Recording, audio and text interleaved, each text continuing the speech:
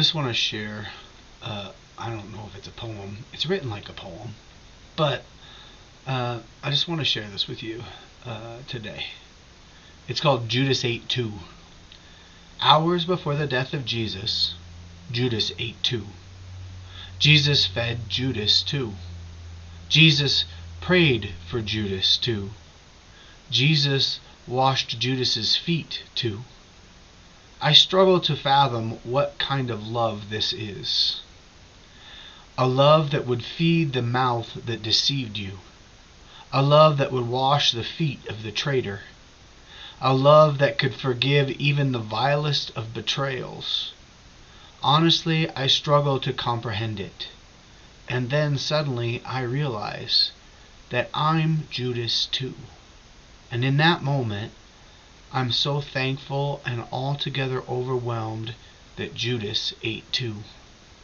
The truest test of Christianity is not about loving Jesus, but loving Judas.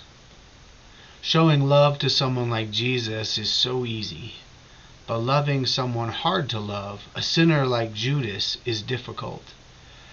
That's what following Jesus is all about.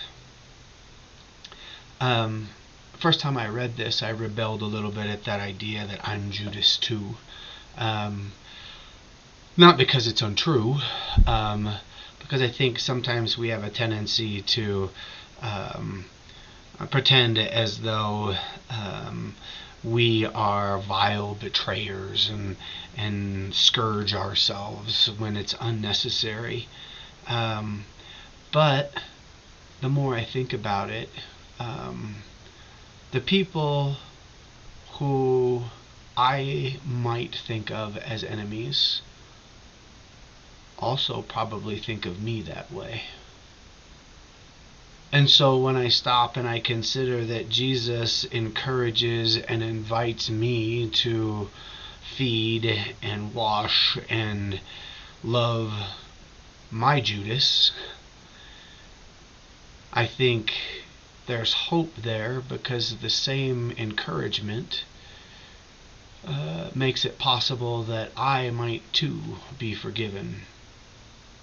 I too might be forgiven and fed and washed. The problem is all too often that we think that it's the other party's responsibility to begin that work.